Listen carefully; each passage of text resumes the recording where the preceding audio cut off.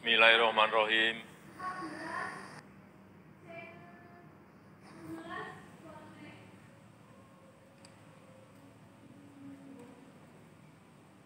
Bismillahirrahmanirrahim.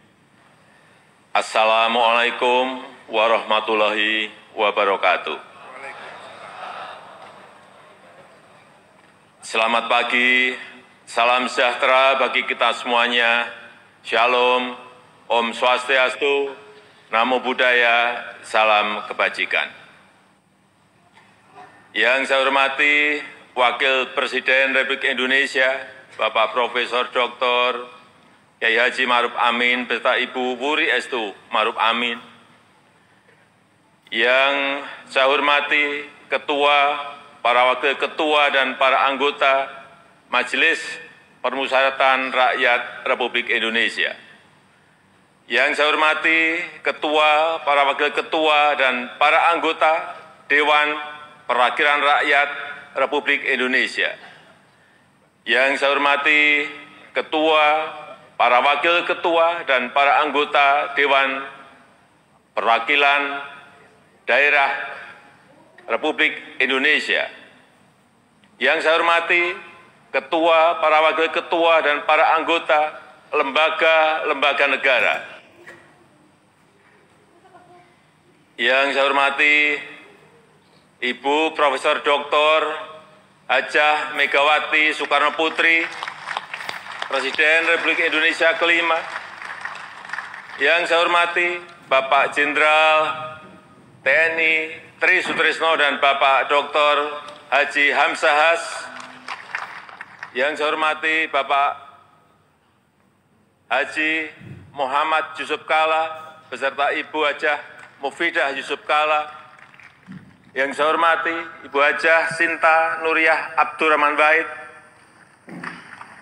Yang saya hormati Yang Mulia para Duta Besar negara-negara sahabat dan para pimpinan perwakilan badan dan organisasi internasional. Yang saya hormati para Menteri Kabinet Indonesia Maju, Jaksa Agung, Panglima TNI dan Kapolri, serta Kabin. Yang saya hormati para Ketua Umum Partai Politik, Bapak Ibu, Saudara-saudara sebangsa dan setanah air, para hadirin yang saya muliakan. Kita saat ini sudah memasuki tahun politik. Suasana sudah hangat-hangat kuku dan sedang tren ini di kalangan politisi dan parpol. Setiap ditanya capres dan cawapresnya, jawabannya belum ada arahan Pak Lurah.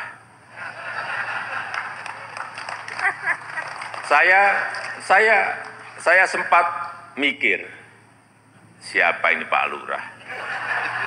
Sedikit-sedikit kok Pak Lurah. Belakangan saya tahu yang dimaksud Pak Lurah ternyata saya. Ya, saya jawab saja, saya bukan lurah. Saya adalah Presiden Republik Indonesia.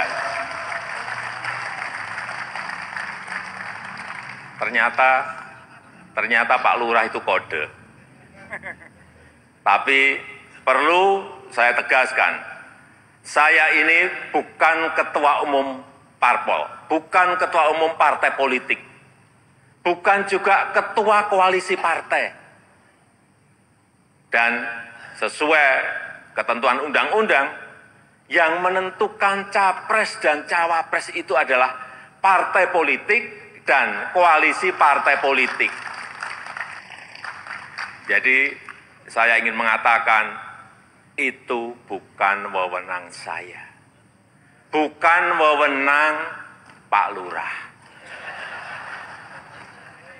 bukan wewenang Pak Lurah. Sekali lagi, walaupun saya paham ini sudah menjadi nasib seorang presiden untuk dijadikan paten-patenan dalam bahasa Jawa, dijadikan alibi, dijadikan tameng. Bahkan walau kampanye belum mulai, foto saya banyak dipasang di mana-mana. Ya, saya harus ngomong apa adanya. Saya ke provinsi A, ada. Ke kota B, ada. Ke kabupaten C, ada juga. Sampai ke tikungan-tikungan desa saya lihat, ada juga. Tapi bukan foto saya sendirian. Ada di sebelahnya bareng capres. Ya, saya kira menurut saya juga enggak apa-apa, boleh-boleh saja. Bapak Ibu yang saya muliakan, posisi presiden itu tidak senyaman yang dipersepsikan. Ada tanggung jawab besar yang harus diemban, banyak permasalahan rakyat yang harus diselesaikan. Dan dengan adanya media sosial seperti sekarang ini, apapun bisa disampaikan kepada presiden.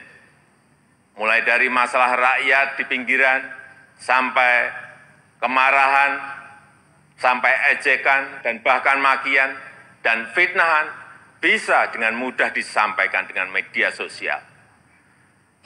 Saya tahu ada yang mengatakan saya ini bodoh, pelongo-pelongo, tidak tahu apa-apa, Fir'aun, tolol. Ya enggak apa-apa. Sebagai pribadi saya menerima saja. Tapi yang membuat saya sedih, budaya santun dan budaya dan budi pekerti luhur bangsa ini kok kelihatannya mulai hilang. Kebebasan dan demokrasi digunakan untuk melampiaskan kedengkian dan fitnah. Polusi di wilayah budaya ini, sekali lagi polusi di wilayah budaya ini sangat melukai keluhuran budi pekerti bangsa Indonesia yang besar. Memang tidak semua seperti itu. Saya melihat mayoritas masyarakat juga sangat kecewa dengan polusi budaya tersebut. Cacian dan makian yang ada justru membangunkan nurani kita semua, nurani bangsa untuk bersatu menjaga moralitas ruang publik, bersatu menjaga mentalitas masyarakat, sehingga kita bisa tetap melangkah maju, menjalankan transformasi bangsa menuju Indonesia maju, menuju Indonesia emas 2045. Ini yang bolak-balik saya sampaikan di setiap kesempatan, bahwa Indonesia saat ini punya peluang besar untuk meraih Indonesia emas di 2045, meraih posisi jadi 5 besar kekuatan ekonomi dunia. Kita punya kesempatan, dan tidak hanya peluangnya saja, tetapi strategi meraihnya sudah ada, sudah dirumuskan. Tinggal apakah kita mau memfokuskan energi kita untuk bergerak maju, atau justru membuang energi kita untuk hal-hal yang tidak produktif, yang memecah belah, bahkan yang membuat kita melangkah mundur. Bapak, Ibu, saudara-saudara sebangsa dan setanah air, para hadirin yang saya muliakan. Bonus demografi yang akan mencapai puncak di tahun 2030-an adalah peluang besar kita untuk meraih Indonesia emas 2045. 68% adalah penduduk usia produktif.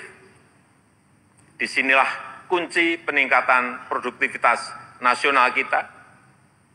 Selanjutnya, peluang besar yang kedua adalah international trust yang dimiliki Indonesia saat ini, yang dibangun bukan sekedar melalui gimmick dan retorika semata, melainkan melalui sebuah peran dan bukti nyata keberanian Indonesia dalam bersikap.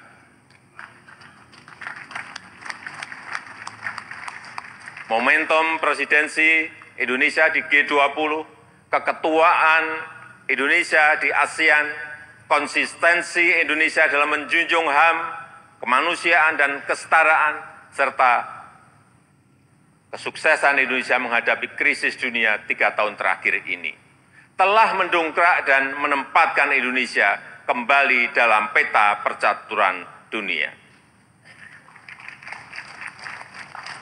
Dan di tengah kondisi dunia yang bergolak akibat perbedaan, Indonesia dengan Pancasilanya, dengan harmoni keberagamannya, dengan prinsip demokrasinya, mampu menghadirkan ruang dialog, mampu menjadi titik temu dan menjembatani perbedaan yang ada. Lembaga think tank Australia, Lowy Institute, menyebut Indonesia sebagai middle power in Asia dengan diplomatic influence yang terus meningkat tajam, dan Indonesia termasuk satu dari 6 negara Asia yang mengalami kenaikan comprehensive power. Tapi kemudian ada yang bilang, memang kenapa dengan international trust yang tinggi, rakyat kan makannya nasi. International trust nggak bisa dimakan. Ya, memang nggak bisa. Sama seperti jalan tol, nggak bisa dimakan. Ya memang. Nah, ini contoh menghabiskan energi untuk hal-hal yang tidak produktif. Tapi tidak apa-apa. Saya malah senang, memang harus ada yang begini-begini, supaya lebih berwarna, supaya tidak monoton dunia ini. Bapak Ibu yang saya muliakan, dengan international trust yang tinggi, kredibilitas kita akan lebih diakui. Kedaulatan kita akan lebih dihormati. Suara Indonesia akan lebih didengar, sehingga memudahkan kita dalam setiap bernegosiasi. Peluang tersebut harus mampu kita manfaatkan. Rugi besar kita jika melewatkan kesempatan ini, karena tidak semua negara memilikinya dan belum tentu akan kembali memilikinya. Sehingga strategi pertama untuk memanfaatkan kesempatan ini adalah mempersiapkan sumber daya manusia Indonesia. Kita telah berhasil menurunkan angka stunting menjadi 21,6% di 2022 dari angka sebelumnya 37%. Menaikkan indeks pembangunan manusia menjadi 72,9 di 2022. Menaikkan indeks pemberdayaan gender menjadi 76,5 di tahun 2022. Menyiapkan anggaran perlindungan sosial total kalau dijumlah dari 2015 sampai 2023 sebesar 3.212 triliun, termasuk di dalamnya Kartu Indonesia Sehat, Kartu Indonesia Pintar, KIP Kuliah, PKH, Kartu Sembako, serta perlindungan kepada lansia, penyandang disabilitas, dan kelompok-kelompok rentan lainnya, serta reskilling dan upskilling tenaga kerja melalui Balai Latihan Kerja dan program Kartu Prakerja. Di saat yang sama, SDM yang telah kita persiapkan harus mendapatkan lapangan kerja untuk menghasilkan produktivitas nasional. Sehingga kita juga harus mengembangkan sektor ekonomi baru yang membuka lapangan kerja sebanyak-banyaknya, yang memberikan nilai tambah sebesar-besarnya Disinilah peran sektor ekonomi hijau dan hilirisasi sebagai window opportunity kita untuk meraih kemajuan. Karena Indonesia sangat kaya sumber daya alam, termasuk bahan mineral, hasil perkebunan, hasil kelautan, serta sumber energi baru dan terbarukan. Tapi kaya SDA saja, kaya sumber daya alam saja tidak cukup. Jadi pemilik saja juga tidak cukup. Karena itu akan membuat kita menjadi bangsa pemalas yang hanya menjual bahan mentah kekayaannya tanpa ada nilai tambah, tanpa ada keberlanjutan. Saya ingin tegaskan, Indonesia tidak boleh seperti itu. Indonesia harus menjadi negara yang juga mampu mengolah sumber dayanya, mampu memberikan nilai tambah dan mensejahterakan rakyatnya. Dan ini bisa kita lakukan melalui hilirisasi yang sudah ratusan kali saya sampaikan, puluhan kali saya sampaikan. Hilirisasi yang ingin kita lakukan adalah hilirisasi yang melakukan transfer teknologi, yang memanfaatkan sumber energi baru dan terbarukan, serta meminimalisir dampak lingkungan. Pemerintah telah mewajibkan perusahaan tambang sekarang ini untuk membangun pusat pembibitan, membangun pusat persemaian, untuk menghutankan kembali lahan pasca tambang, pasca penambangan. Hilirisasi yang ingin kita lakukan adalah hilirisasi yang tidak hanya pada komoditas mineral, tapi juga non-mineral, seperti sawit, rumput laut, kelapa, dan komoditas-komoditas potensial lainnya, yang mengoptimalkan kandungan lokal, yang bermitra dengan UMKM, bermitra dengan petani, bermitra dengan nelayan, sehingga manfaatnya terasa langsung bagi rakyat kecil. Upaya ini sedang kita lakukan dan harus terus dilanjutkan. Ini memang pahit bagi para pengekspor bahan mentah.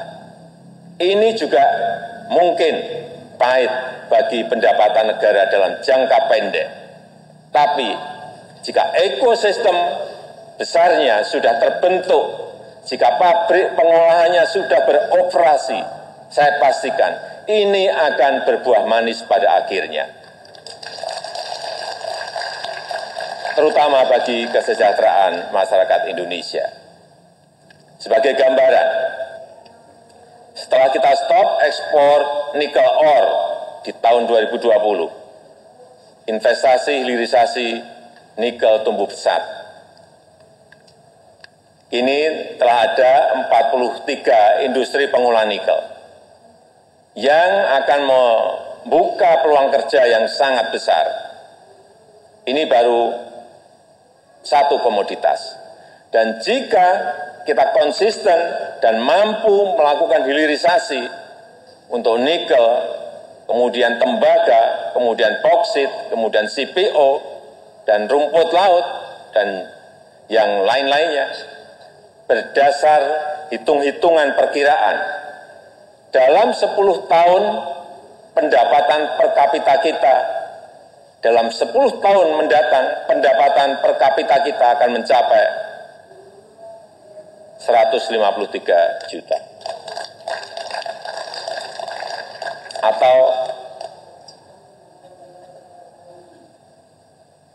10.900 US dollar. Dalam 15 tahun, pendapatan per kapita kita akan mencapai 217 juta rupiah.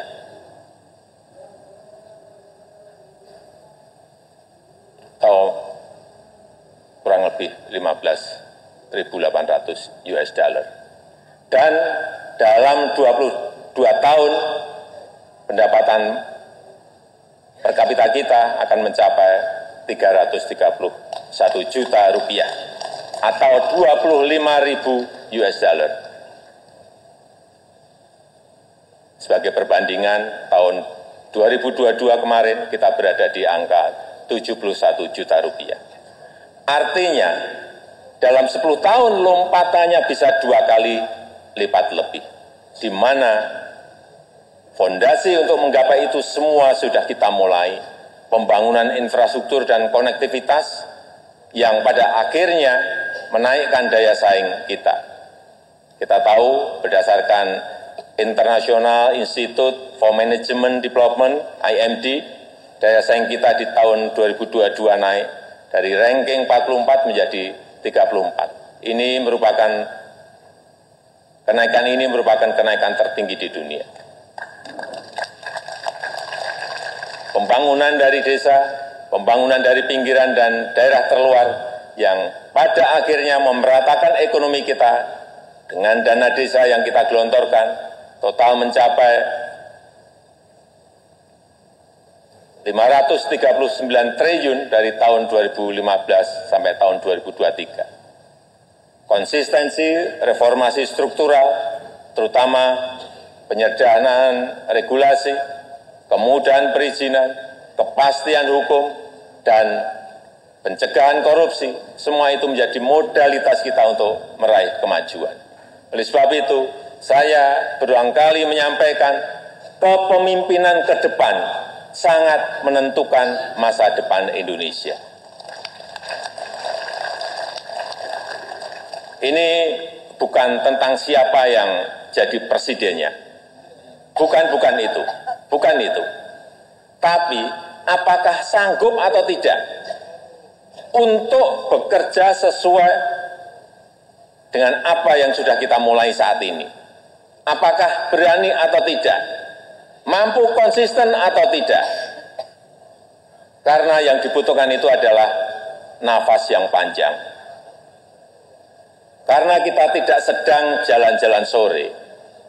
Kita juga tidak sedang lari sprint. Tapi yang kita lakukan harusnya adalah lari maraton untuk mencapai Indonesia emas.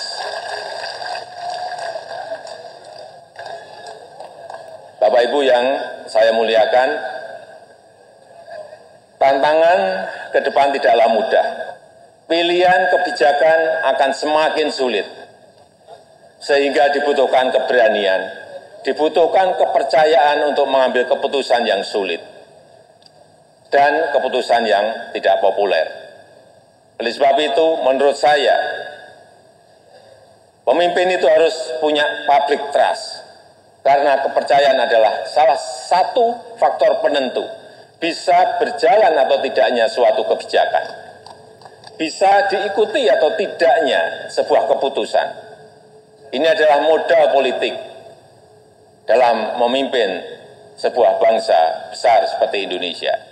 Selain itu, seorang pemimpin juga membutuhkan dukungan dan kerjasama dari seluruh komponen bangsa. Oleh sebab itu, saya ingin mengucapkan terima kasih kepada pimpinan lembaga tinggi negara, para ulama, para tokoh agama, para tokoh masyarakat, dan para pemimpin adat, kepada guru, budayawan, tenaga kesehatan, dan awam media, kepada partai politik, politisi, aparat pemerintah, dan TNI Polri, serta kepada seluruh lapisan masyarakat yang telah memberikan dukungan selama ini. Saya juga menghargai upaya MPR dalam memperkokoh fondasi kebangsaan, meningkatkan pemahaman ideologi bangsa, mengkaji substansi dan bentuk hukum pokok haluan negara, serta menguatkan kerjasama internasional untuk berkontribusi pada pemecahan persoalan global. Dukungan DPR juga sangat luar biasa besar dalam mendukung reformasi struktural, mendukung upaya perbaikan tata kelola pemerintahan, menghindari penyelewengan pengelolaan keuangan negara, dan mempersiapkan pelaksanaan pemilu serentak tahun 2024. DPD sesuai dengan kewenangannya juga telah aktif menyerap aspirasi masyarakat daerah, berperan dalam penyusunan beberapa RUU dan juga melakukan telaah terhadap sistem tata negara kita. Kontribusi BPK juga sangat signifikan dalam mendorong pertanggungjawaban anggaran serta perbaikan berkelanjutan program prioritas nasional.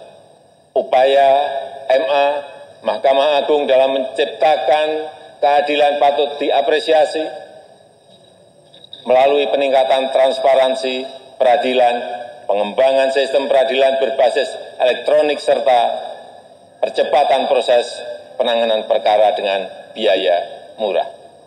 MK, Mahkamah Konstitusi juga terbukti semakin cepat dalam menyelesaikan perkara, transparansi dalam proses persidangannya, dan mempermudah pelayanan para pencari keadilan. KY, Komisi Yudisial, terus aktif melakukan advokasi, pelatihan, dan investigasi, menjatuhkan sanksi tegas terhadap hakim yang melanggar untuk menegakkan kehormatan, keluhuran, martabat, dan perilaku hakim. Selain itu, saya juga mengucapkan terima kasih kepada Bank Indonesia, OJK, LPS, KPK, Ombudsman, KPU, Bawaslu, Komnas HAM, dan lembaga-lembaga nasional lainnya yang telah berkontribusi sesuai peran dan kewenangannya. Semoga Allah SWT, Tuhan Yang Maha Esa, senantiasa mempermudah upaya kita dalam meraih Indonesia maju yang kita cita-citakan. Marilah kita bersatu padu, terus melaju untuk Indonesia maju. Dirgahayu Republik Indonesia, Dirgahayu Negeri Pancasila, merdeka! Merdeka! Merdeka! Terima kasih. Wassalamualaikum warahmatullahi wabarakatuh. Om Santi Santi Santi Om. Namo Buddhaya.